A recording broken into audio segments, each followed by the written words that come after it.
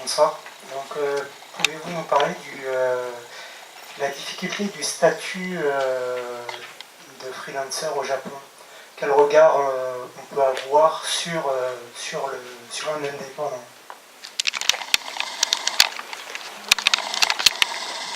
De la part des Japonais, enfin... Oui, de la part des Japonais, de la part des entreprises. Est-ce qu'il y a une difficulté particulière en étant indépendant d'avoir une clientèle? Est-ce que ce statut-là peut poser problème à un moment?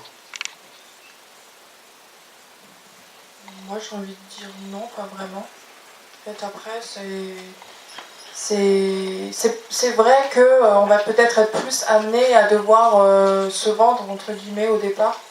Je parle, enfin, pour ma part, si je veux, par exemple, faire un papier avec,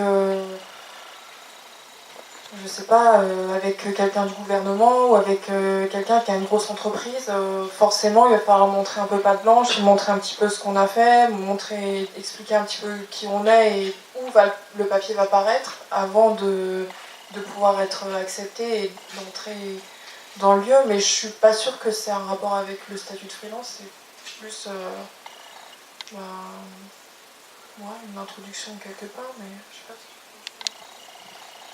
Dans le cadre de grandes entreprises japonaises, et ça m'est arrivé encore récemment, et ça fait vraiment longtemps, après la prestation, j'ai envoyé une facture, comme il se doit, et on m'a recontacté pour me dire « Monsieur Derceau, je crois que nous allons avoir des difficultés à vous payer parce que vous n'êtes pas une entreprise. » Et ça m'a rappelé que, ah oui, effectivement, c'était arrivé avec un autre gros client, à savoir que le département comptabilité de beaucoup d'entreprises n'a pas l'expérience de traiter avec des individus. Donc c'est un problème administratif.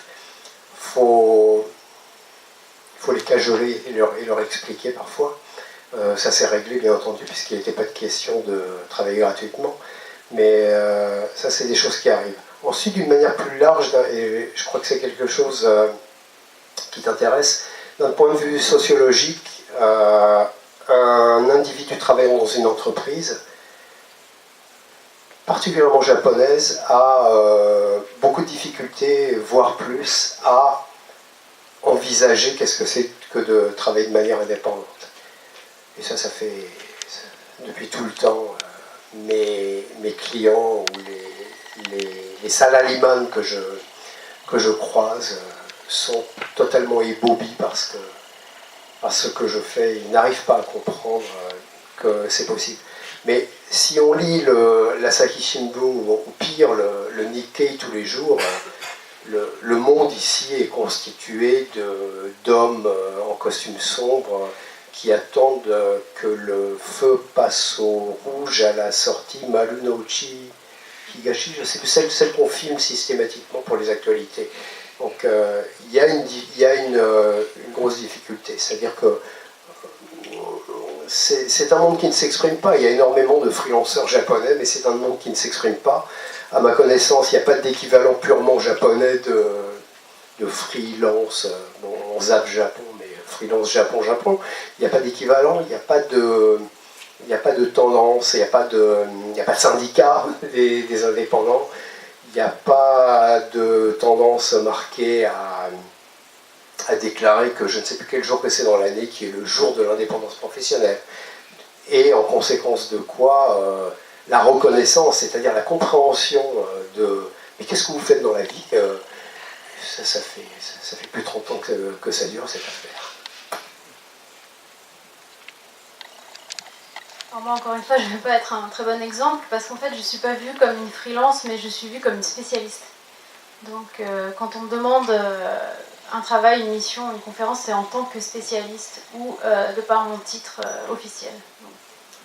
Je n'ai pas forcément à dire que je suis freelance ou pas. Après, j'envoie ma facture et on voit très bien que je suis donc freelance de par ce fait, mais visiblement, pour les gens qui me demandent, ça coule de source en fait, donc je n'ai pas de problème à ce niveau-là. Oui, spécialiste peut-être, dans l'introduction c'est un peu la même chose. Après peut-être que la société japonaise, en général, confond beaucoup de freelance et folita, je pense. pour ceux qui savent ce que c'est. Donc c'est peut-être pas encore vu de façon très sérieuse. Voilà, si vous n'êtes pas en entreprise, au moins en CDD, c'est peut-être pas, voilà, vous n'êtes pas en tant que chef hygiene, donc vraiment en tant que personne qui travaille sérieusement dans la société.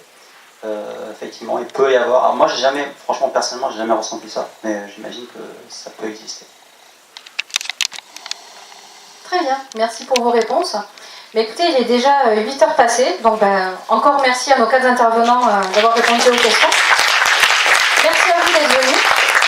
J'ai juste un petit message rapide pour ceux qui ont demandé un reçu ou une facture. Ça vous sera envoyé par mail à l'adresse que vous avez renseignée lors de l'inscription. Donc voilà, je vous remercie encore une fois. Je vous invite à poursuivre la soirée à la brasserie de l'Institut, qui est juste à côté. Je pense que quelqu'un vous y amènera. Quelqu'un? Faut souligner que c'est 2500 de plus. C'est pas gratuit. Et donc encore une fois, merci beaucoup. J'espère que cet événement vous aura appris beaucoup de choses, vous aura donné envie de devenir freelance, ou tout du moins de le rester si vous l'êtes. Encore merci, à tout à l'heure.